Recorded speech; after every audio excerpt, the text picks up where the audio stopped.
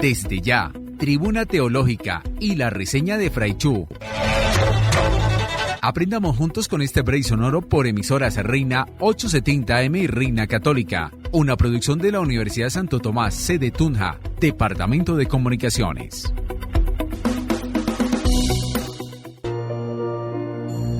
Un cordial saludo para todos ustedes. Mi nombre es Fray Iván Fernando Mejía Correa y hoy les vengo a hablar de la moral social y la doctrina social de la Iglesia.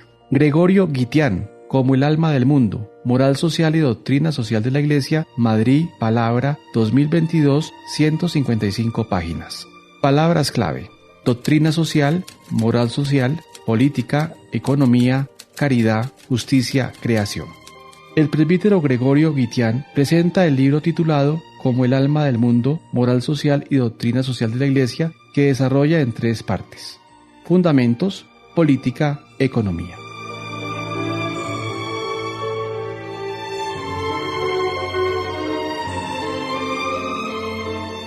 El libro se desglosa en 8 capítulos. En la primera parte del primer capítulo, denominado Llamados a estar siempre ahí, el compromiso social de los cristianos, el autor presenta la importancia de la caridad y la justicia que no se pueden desligar la una de la otra.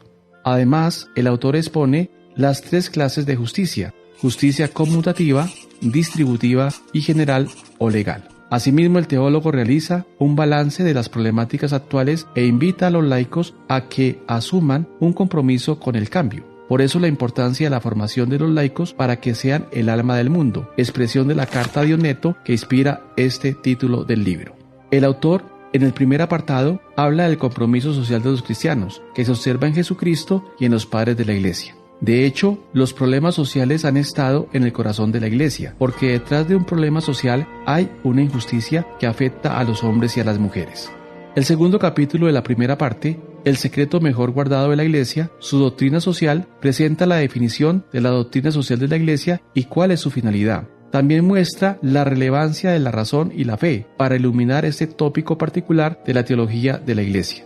De otra parte, el autor realiza un recorrido histórico de la cuestión social, sabiendo que ya desde antiguo la Iglesia no era ajena a las problemáticas sociales. Es así que el teólogo manifiesta que la doctrina social de la Iglesia, propiamente dicha, comenzó con la encíclica Rerum Novarum del Papa León XIII de 1891, y a su vez los pontífices posteriores siguieron iluminando las problemáticas sociales.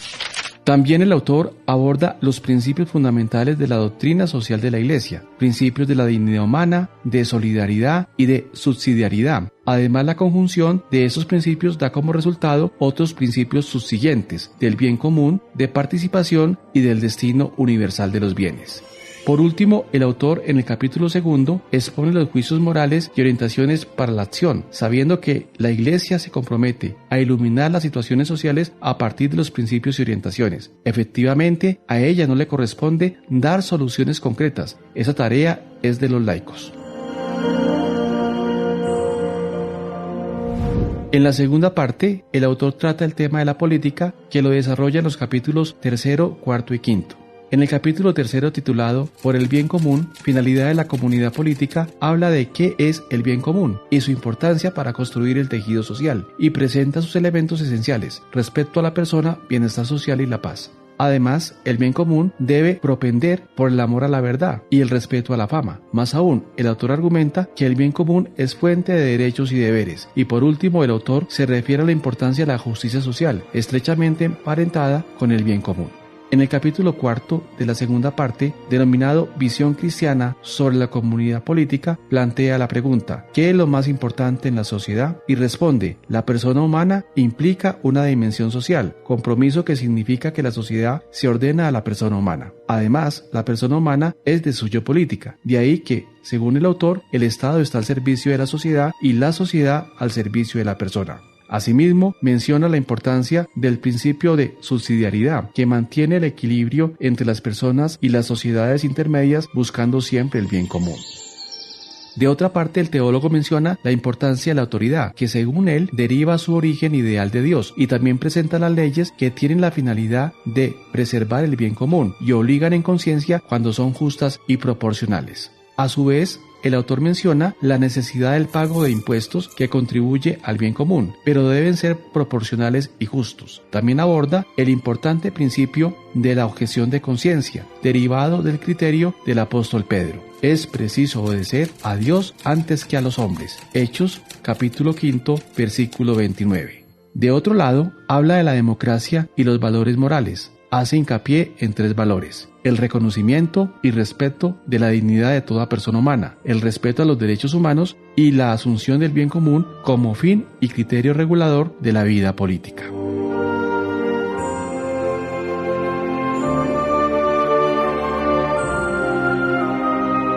Por último, el autor menciona el derecho y el deber de votar. Además, la Iglesia siempre tendrá en cuenta la defensa de la vida, el reconocimiento y protección del matrimonio y de la familia, y la protección de la libertad de educación de los padres.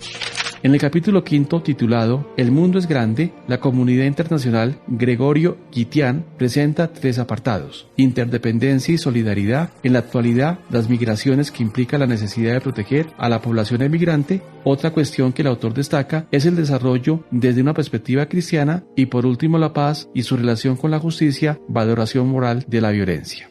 La tercera parte corresponde a la economía, que se desglosa en 3 capítulos. El capítulo 6, titulado Una visión cristiana del trabajo de cada día, donde el autor presenta las dimensiones del trabajo, el trabajo como servicio y por último, trabajo y familia, criterios para quien tiene una empresa.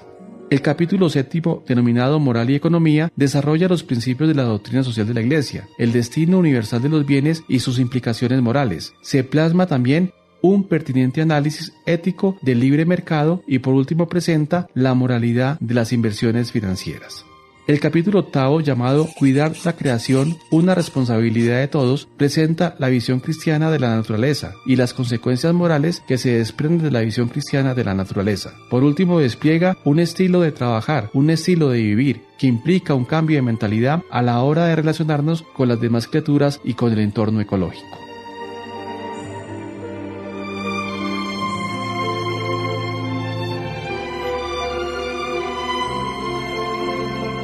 Finalmente, Gregorio Guitián remata con una conclusión donde anima a hacer testimonio y a contribuir por el bienestar de la sociedad. Valoración crítica. Es un libro muy pertinente por su actualidad y vigencia, que presenta los lineamientos fundamentales de la moral social y la doctrina social de la Iglesia. Se recomienda para aquellas personas que quieran explorar el terreno de teología moral tridimensional, social, política y económica.